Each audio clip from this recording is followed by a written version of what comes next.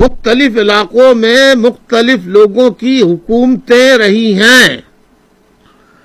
اب جس کی بھی حکومت ہے اس کا جو عقیدہ ہے، اس کا جو مذہب ہے، وہ چاہے گا کہ اس کو امپلیمنٹ کرے اور دوسرے مذاہب سے اپنے مذہب کو ترجیح دے گا. یہ فطرت انسانی ہے. کیا کیا جائے؟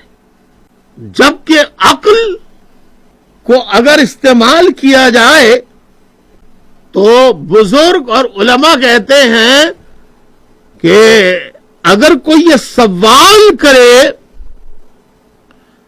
کہ اللہ تبارک و تعالی جس کی ہم عبادت کرتے ہیں اس کے وجود کا، وہ کہاں رہتا ہے، کہاں اٹھتا ہے، کہاں بیٹھتا ہے، وہ کس جگہ ہوتا ہے، اس کا جواب نہ آج تک کوئی مولوی دے سکا ہے،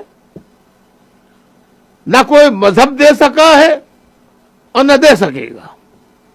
کبھی کہا جاتا ہے کہ اللہ شہرک سے قریب ہے، کبھی کہا جاتا ہے اللہ دل کے اندر ہے، کبھی کہا جاتا ہے کہ کعبۃ اللہ جو ہے مسلمانوں کا عقیدہ ہے وہ اللہ میاں وہاں رہتے ہیں، وہ اللہ کا گھر ہے. یعنی اللہ میاں کو اپنے اپنے ذہن سے لوگوں نے ایسا بنا دیا ہے جو وہ نہیں ہے. اللہ کیا ہے؟ کسی بھی عالم سے پوچھئے کہ اللہ کیا ہے، وہ آپ کو جواب نہیں دے سکے گا.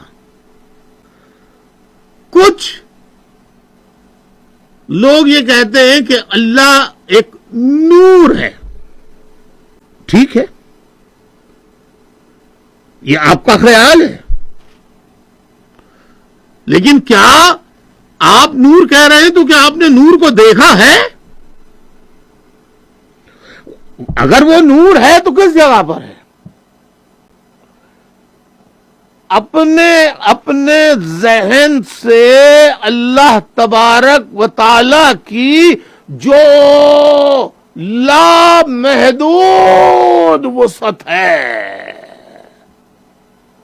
اس کے برابر نہ تھا کوئی، نہ ہے، نہ ہوگا.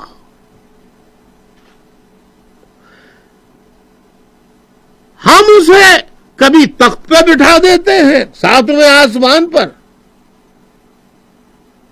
ہم کبھی کعبے کے اندر کہتے ہیں یہ اللہ کا گھر ہے، کبھی مسجد تک کو کہہ دیتے ہیں کہ یہ مسجد اللہ کا گھر ہے. اسی طریقے سے بہت سے معاشرتی طور طریقے ہیں. کہیں ہاتھ سے کھانا کھانا اچھا سمجھا جاتا ہے اور کہیں اس کو جہالت قرار دیا جاتا ہے. کہیں کانٹے چھری چمچوں سے کھانے کو سویلائزڈ وے سمجھا جاتا ہے، جبکہ وہی طریقہ کانٹے چھری سے کھانے کا کسی کی نظر میں وہ غیر یعنی مذہب کے خلاف ہے. ایسا کرنا، چھری کانٹوں سے کھانا، کسی کے نزدیک کوئی چیز حلال ہوتی ہے، دوسرے کے نزدیک وہ چیز حرام ہوتی ہے. بہت سی خواتین و حضرات کیونکہ ٹیکنیکل خرابیاں ہو گئیں، بار بار ہوتی رہیں، اس وجہ سے موضوع سے ہٹ گیا میں. لیکن میں پھر بھی یہ بتانا چاہتا ہوں کہ اگر ہم اپنے بر صغیر کی ہسٹری، تاریخ کا جائزہ لیں اور 1000 سال کی صرف تاریخ دیکھیں تو کوئی یہ نہیں کہہ سکتا کہ 1000 سال ایک خاندان حکومت کرتا چلا آیا ہے. کوئی نہیں کہہ سکتا. اب جو قدیم پرانے لوگوں کے عبادت کی جگہیں اور طریقہ کار ان کی عبادت کے جو ہیں وہ ہر جگہ آپ کو ملیں گے، جن کی اگر آپ تاریخ دیکھیں گے تو کچھ قبل مسیح سے پہلے کے ہوں گے، کچھ قبل مسیح کے بعد ہوں گے۔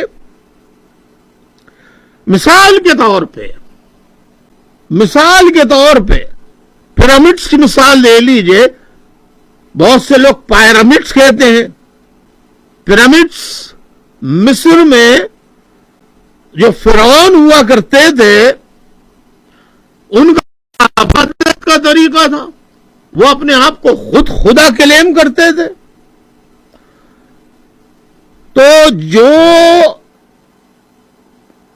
پیرامڈس کو کیا کہتے ہیں؟ اہرام مصر۔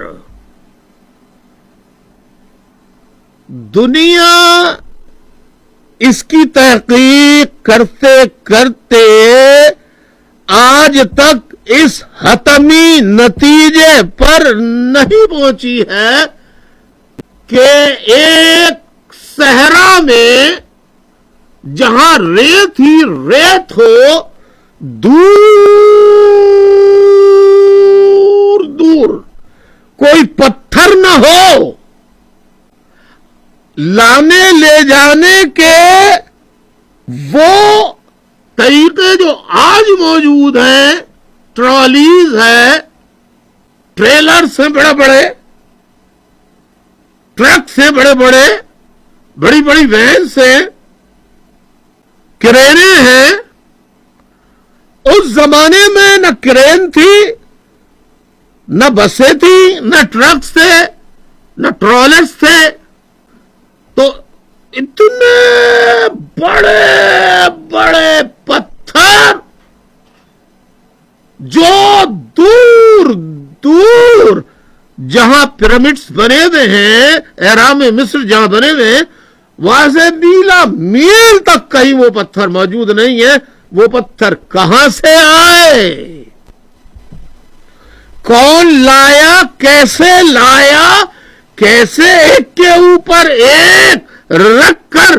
کیا شاہکار کہ دنیا کے 7 عجوبوں میں ایک عجوبہ اہرام مصر بھی ہے۔